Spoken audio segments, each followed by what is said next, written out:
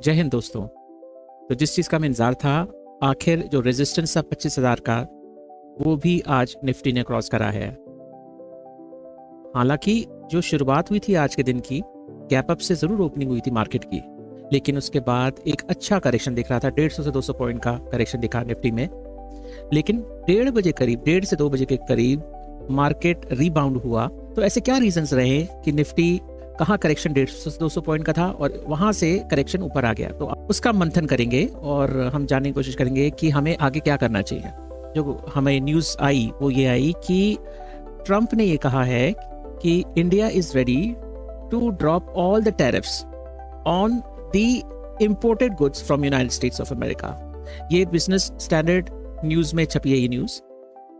तो इसको मार्केट ने बहुत पॉजिटिवली लिया। आज मार्केट एकदम से आफ्टर 2 एकदम से मार्केट ऊपर चढ़ा। इसके अलावा अगर और कोई रीजन हम देखें, एक मेजर रीजन रहा है जियोपॉलिटिकल ईजिंग कि जो इंडिया पाकिस्तान का सीज फायर हुआ है, उसकी वजह से काफी इम्पैक्ट आया मार्केट के कॉन्फिडेंस में। क्योंकि हो क्या रहा था कि सीज फायर अनाउंस तो जरूर हुआ था, लेकिन उसके बाद भी काफी शेलिंग पाकिस्तान के एंड से हो रही थी, इंडिया रिटेलिएट कर रहा था, लेकिन वो लेटर ऑन सब शांत हो गया। तो एक ये पॉजिटिव न्यूज थी। ग्लोबल टेल विंस, इसमें जो यूएस चाइना का जो टैरिफ रिलीफ हुआ है, इसने मार्केट को काफी बूस्ट करा है, क्योंकि लोगों का कॉन्फिडेंस बढ़ा है इसमें। क्योंकि अगर टैरिफ वॉर होता है तो obviously that effects not only 2 countries but all over the world globally. Domestic strength में अगर हम देखें तो रोबस्ट जीडीपी ग्रोथ हुई है और लो इन्फ्लेशन का भी डेटा आया है, जैसे हम सबको पता है। और जो गवर्नमेंट की जो पॉलिसीज हैं, जिसमें आरबीआई ने बराबर रेट कट्स अनाउंस किए हैं और काफी सारे इन्फ्यूज करे हैं फंड्स, इस वजह से चीजें अच्छी दिख रही हैं यहाँ पे। अब अगर आज की हम सेक्टर देखें तो banking, IT, energy and pharma ने रैली दिया है। और ऑब्वियसली जो इन्वेस्टर्स कॉन्फिडेंस है उसमें जो बेसिकली फॉरेन इंस्टीट्यूशंस हैं वो उन्होंने रिटर्न करना शुरू करा है। दे हैव रिटर्न बैक और उन्होंने अपना पैसा लगाना शुरू करा इंडियन मार्केट में।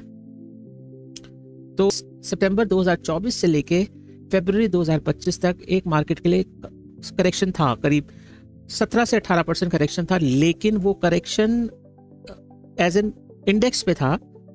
अगर हम उसको करेक्शन को इंडिविजुअल पोर्टफोलियो में देखेंगे तो लोगों के अकाउंट्स में 35 से लेके 40% करेक्शन था। यहां अगर हम देखेंगे तो अगर आप 22,000 तक हमारा इंडेक्स गया था अप्रैल 2025 पे, अगर आप देखेंगे 22,000 तक इंडेक्स गया था और उसके बाद ये रैली शुरू हुई है और बराबर जो ट्रेंड है वो पॉजिटिव है। जो बुलिश ट्रेंड है वो आपको दिख रहा होगा यहाँ पे।